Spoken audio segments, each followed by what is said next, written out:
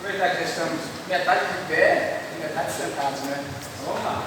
Quero pedir que coloque aqui Gênesis capítulo 8. Vamos ver do verso 1 ao verso 12. Eu não continuo sem minha lupa, perdi meus óculos. Não, eu tenho um aqui, Eu trouxe do Paraguai aqui, para me ajudar. Mas como ali fica bem melhor. Para longe eu consigo enxergar, mas perto do problema certo. Gênesis capítulo 8, a partir do verso 1 até o verso 12. Amém? Diz assim: então Deus se lembrou de Noé e de todos os animais selvagens e de todos os animais domésticos que estavam com ele na arca. Deus fez soprar um vento sobre a terra e as águas começaram a abaixar. Fecharam-se as fontes do abismo e também as comportas dos céus, e a chuva dos céus se deteve. As águas iam escoando continuamente da face da terra. Ao fim de 150 dias, as águas tinham baixado. No dia 17 do 7º mês, a arca repousou sobre as montanhas de Ararat. E as águas continuaram a baixar até o 10º mês. No primeiro dia desse mês, apareceram os picos das montanhas.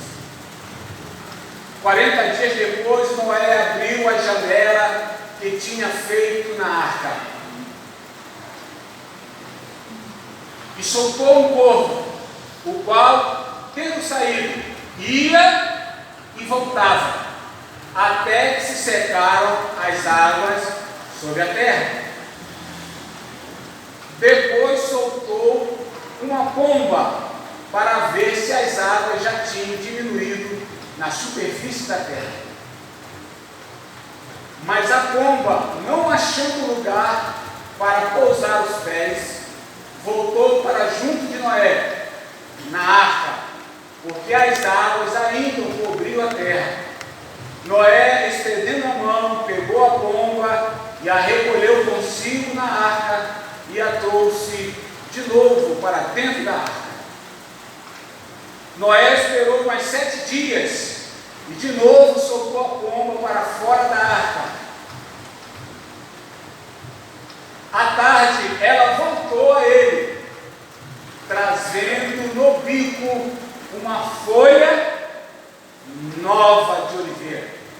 Assim Noé entendeu que as águas tinham baixado de sobre a terra. Esperou Noé mais 7 dias e de novo soltou a pomba. Ela, porém, já não voltou mais para ele. Tome seu assento.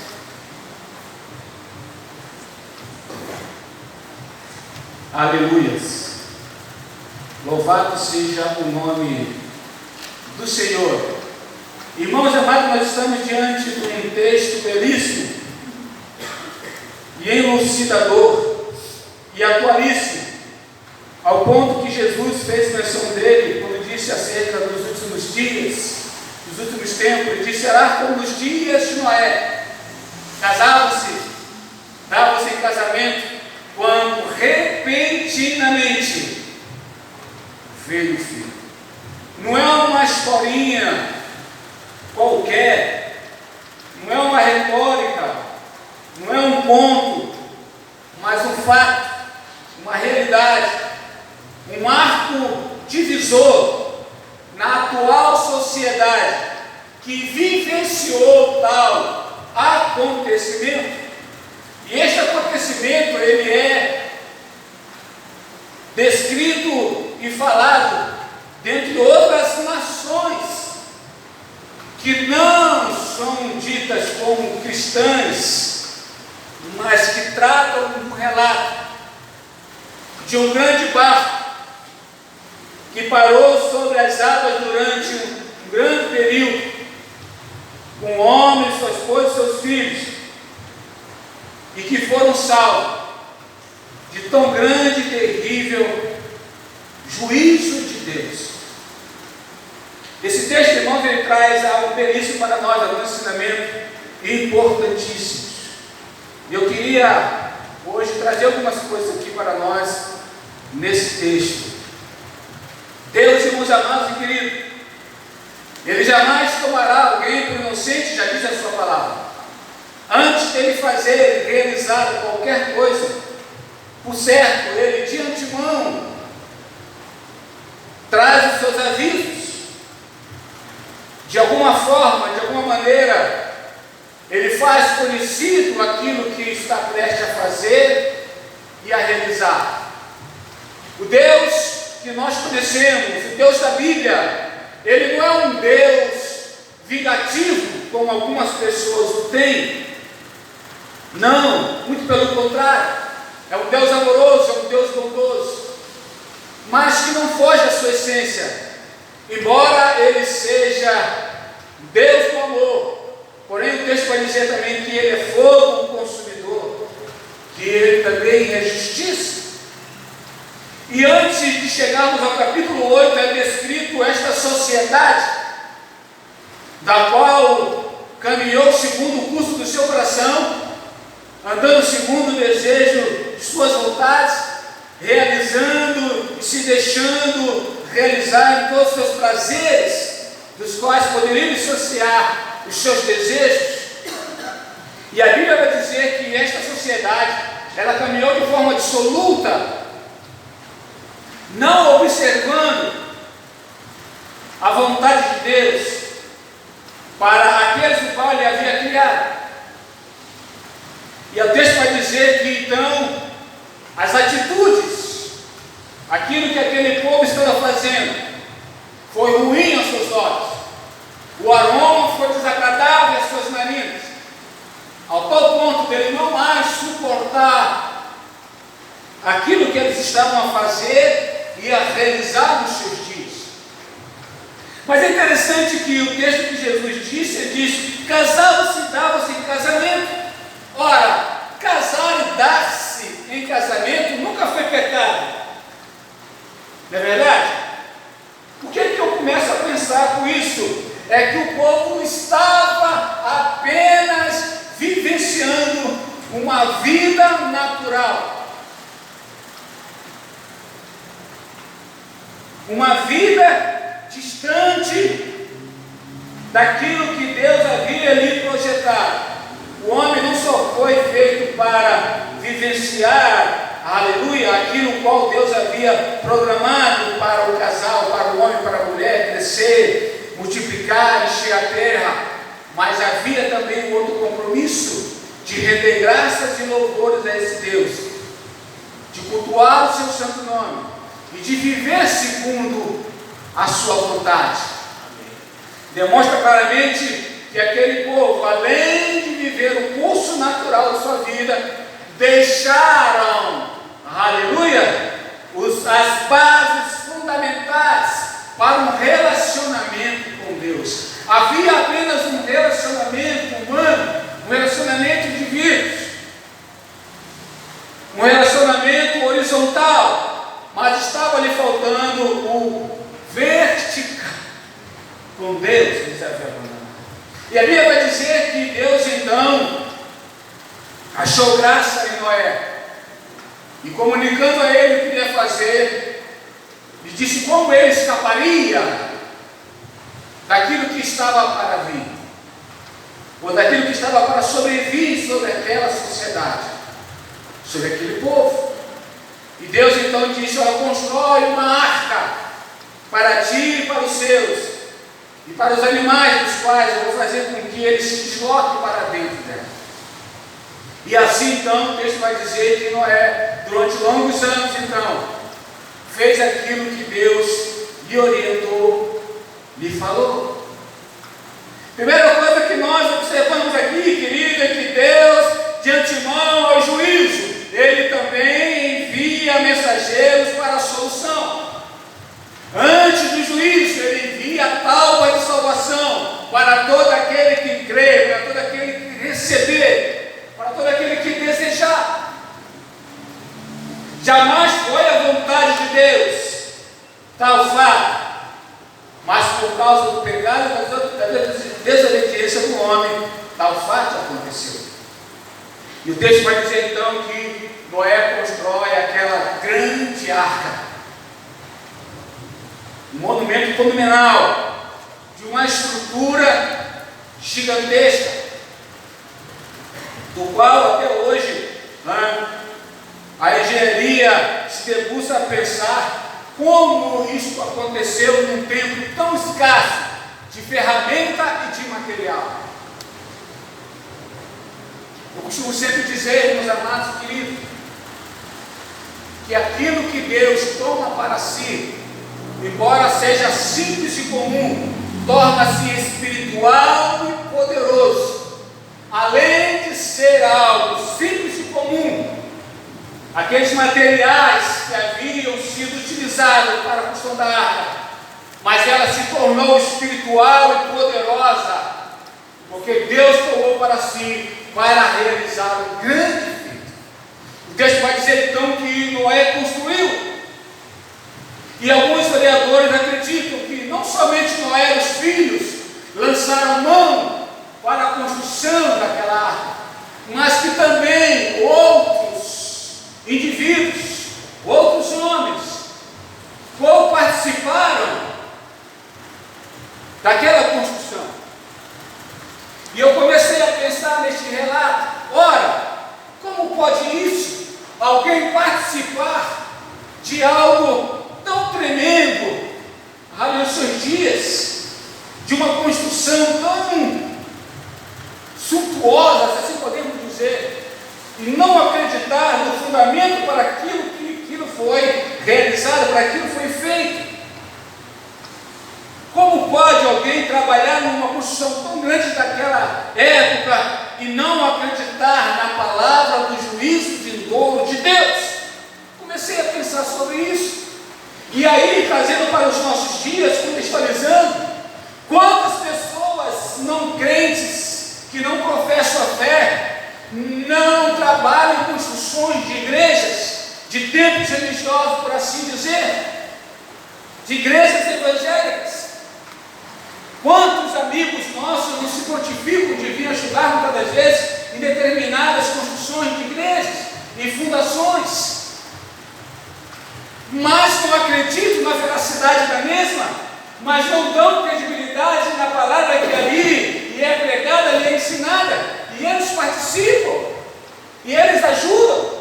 E quando as pessoas não contribuem, não são poucos testemunhos que a gente ouve de pessoas não crentes, que dizem: não, eu não sou crente, mas eu ajudo, mas eu contribuo. Mas o texto vai me dizer que tais ações não foram suficientes para que aqueles adentrassem naquela arca. Isso quer dizer também que não adianta somente, queridos, sermos participantes de alguma coisa, contribuintes de alguma coisa, e até mesmo ajudarmos fisicamente de alguma coisa, e não darmos a credibilidade devida àquilo que Deus está realmente falando. Aleluia. Há muitas pessoas que vão também naquele grande dia, meus amados, ficar do lado de fora, ajudaram, contribuíram,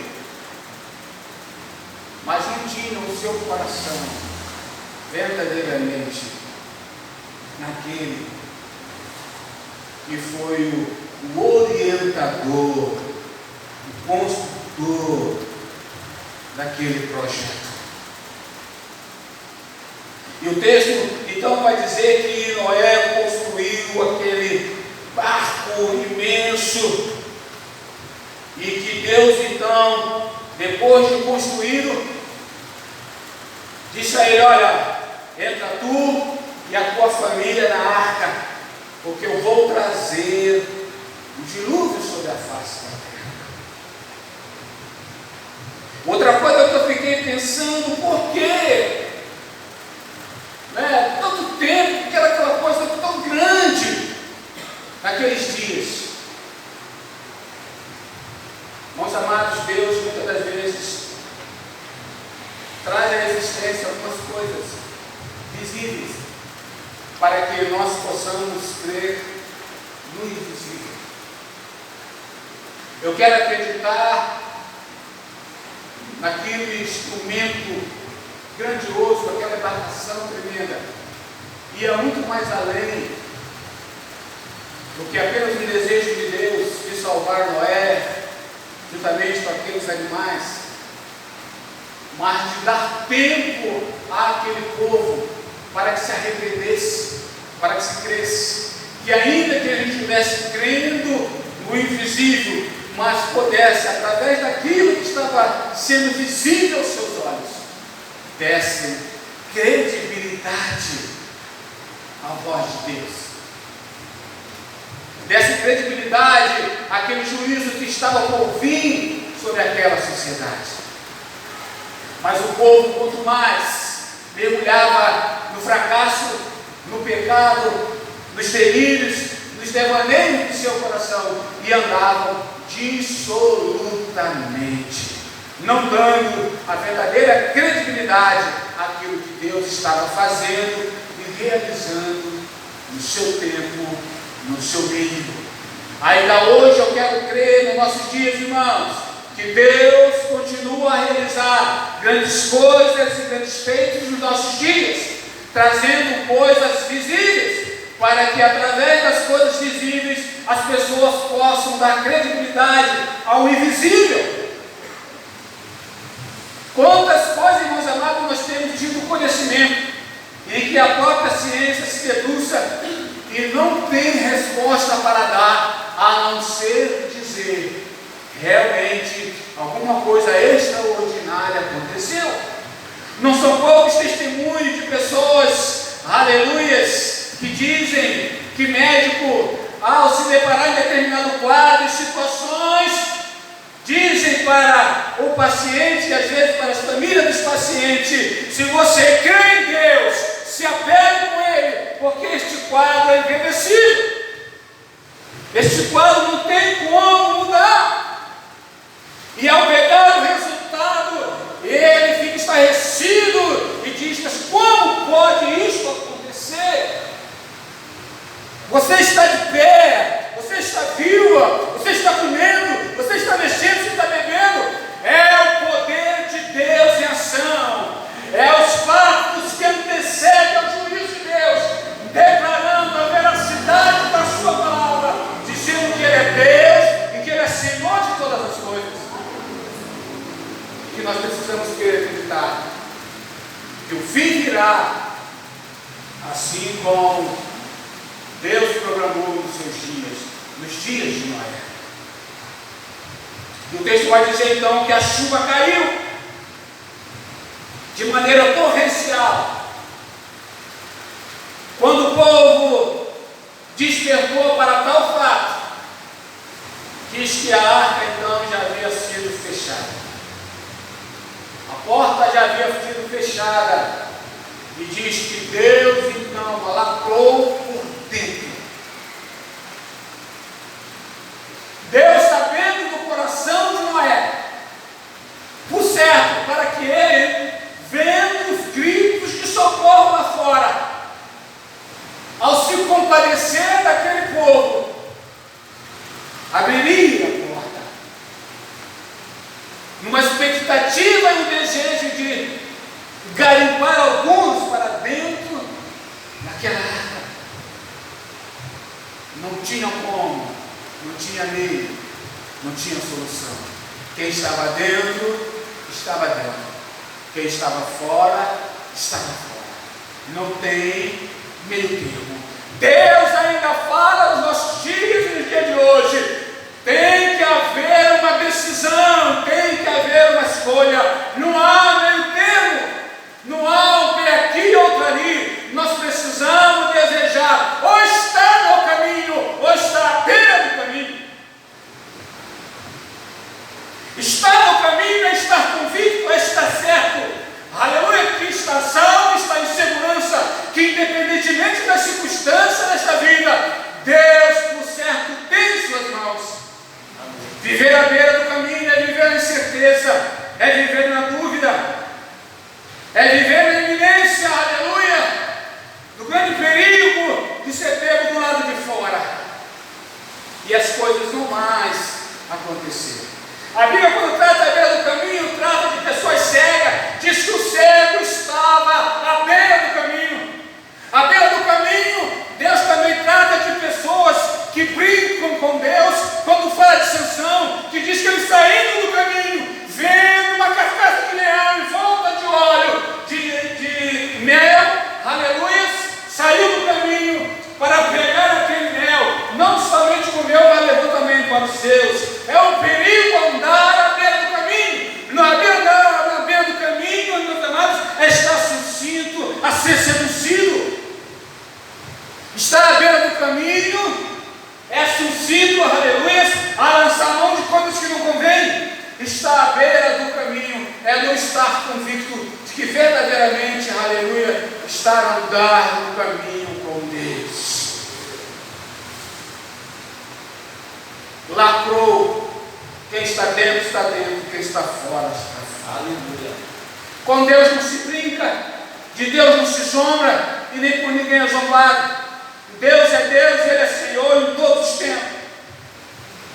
Eu sou da época que as músicas tratavam Jesus e Deus como Senhor, não como tu, não como você, não como amiguinho, mas sim como Senhor, como Deus, como Todo-Poderoso, como aquele a quem nós devemos reverenciá-lo. Ah, pastor, mas a intimidade, olha, intimidade, mas uma intimidade que você reconhecendo a quem você está tendo intimidade. Existe pais que têm intimidade com o filho, pais das suas nádegas, por exemplo, é uma intimidade. Talvez uma intimidade que eu jamais permitisse quando as minhas filhas o fizessem comigo, das tapinhas das minhas nádegas, por ser meu pai, por ser meu paizinho, por ter intimidade comigo.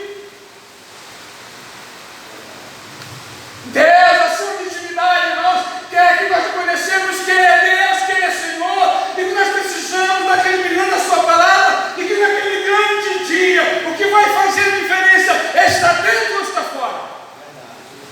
Aleluia. É crer ou não crer, é ser ou não ser, é acreditar ou não na veracidade da sua palavra.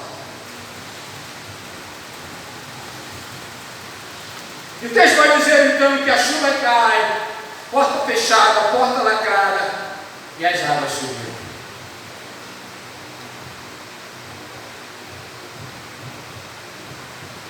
E agora a gente entra no capítulo 8, para dar uma resumida.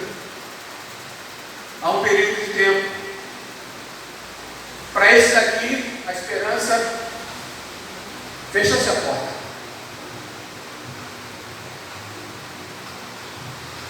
A gente podia fazer um leque muito legal, desse antes e depois, o tempo não nos permite, mas o que a gente pode aqui categoricamente afirmar é que é que foi dado o tempo de escolha foi dado, como diz o escritor aos Hebreus. Após a morte, sexo e juízo. Não tem reencarnação. Não tem por causa de justiça própria. Não tem que vai voltar numa árvore, que vai voltar num animal, que vai voltar numa pedra. Não existe isso. Não acredite nisso. Se você está caminhando nesse barco, é canoa furada, não volta, não tem como. Lázaro, o mendigo, disse: permita que eu vá até os meus. Não tem como você ir. Quem está lá, quem está aqui. Que eles creiam, aleluia, nos profetas e na lei. Que eles possam acreditar, dar ouvidos àquilo que está lá como registro da presença de Deus na face da terra, os profetas e a lei, de habilidade e credibilidade. E nos nossos dias, quem está aqui é a igreja do Senhor, a igreja que milita, a igreja que triunfará. Ela está nessa face da terra para apontar, aleluia, que o juízo virá e que há uma oportunidade que ela está se passando.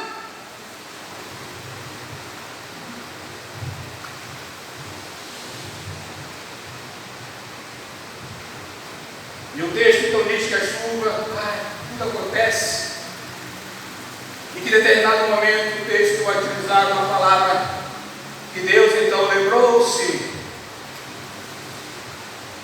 de Noé, sua família, os animais que ali estavam.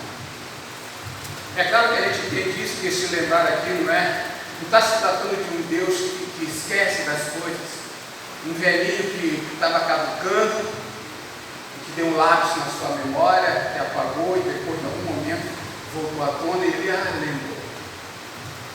Eu prefiro caminhar com um pensamento acerca desta palavra, que no tempo devido, Deus então trata com Noé a sua saída da arca. Olha aqui o texto para mim, mais uma vez aqui. O texto vai dizer então que as águas começam a minguar, as águas começam a baixar. Se eu tentar aqui enxergar.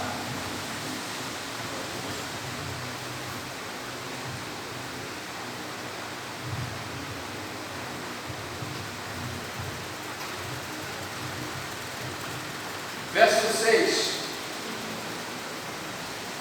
Deixa o texto aqui para mim, por gentileza. Verso 6. 40 dias depois, Noé abriu a janela que ele tinha feito na arca e soltou um povo, o qual, tendo saído, ia e voltava até que se secaram as águas sobre a terra. Verso 7. Depois soltou uma pomba. Parou aí. Primeiro ele soltou um porco. O texto vai dizer que ele ia e voltava. E depois, Noé então teve a necessidade de soltar a pomba. E é uma tipologia bonita nesse negócio aí. O corvo a gente entende que é um animal carnívoro, que se alimenta até mesmo de restos mortais de outros animais, de outras coisas assim. E este povo vai e volta, vai e sai do cenário ao ponto de que Noé sente a necessidade de soltar uma pomba. Começamos a parar e a pensar o que poderia ser isso, dentro de uma analogia. Existem pessoas que não mudam da sua essência, embora estejam vivendo em um outro ambiente, uma outra esfera, a sua essência continuará sempre a mesma. Não há nenhum tipo de mudança. O texto vai dizer que passaram-se longos dias dentro daquela arca. E a gente vai conjecturar aqui em várias situações de outra maneira. Primeiro, quantidade de alimento que pode ter sido armazenado naquele ambiente. Não sei. Que tipo de alimento? Também não sei te dizer. De uma coisa eu posso te afirmar, é que neste ambiente da arca, por certo, não houve morte. Não houve ali levar-se reserva de carne apodrecida para que tal animal pudesse se alimentar. Se passaram todos os dias em jejum, também não sei te dizer.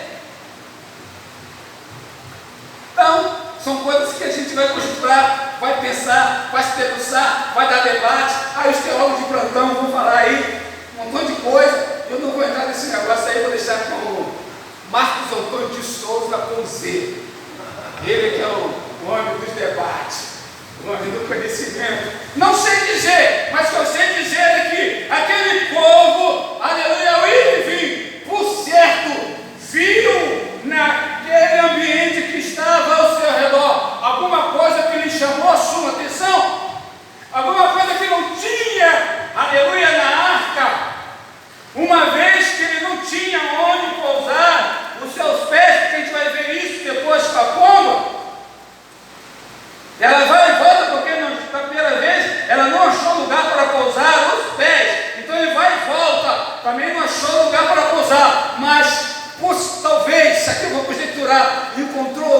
coisa apetitosa boiando, alguma coisa agradável aos seus olhos, alguma coisa comestível, algo que ele não tinha dentro da arca, mas também que não lhe faltava nela.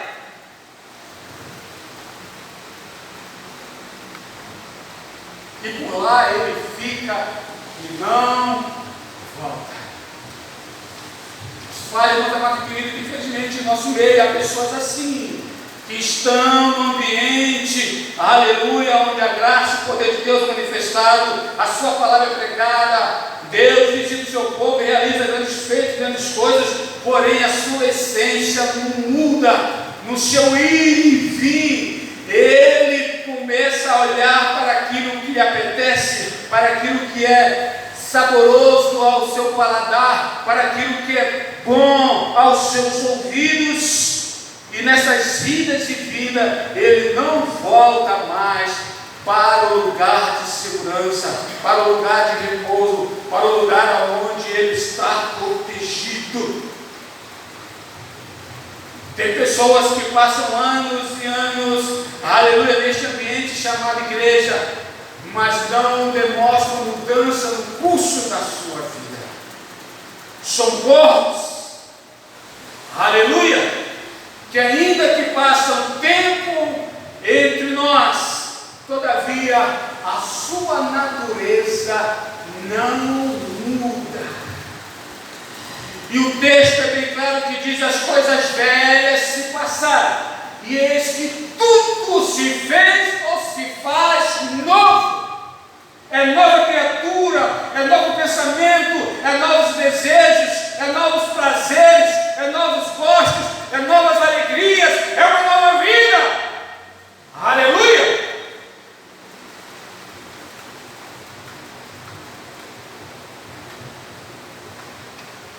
Não houve mudança.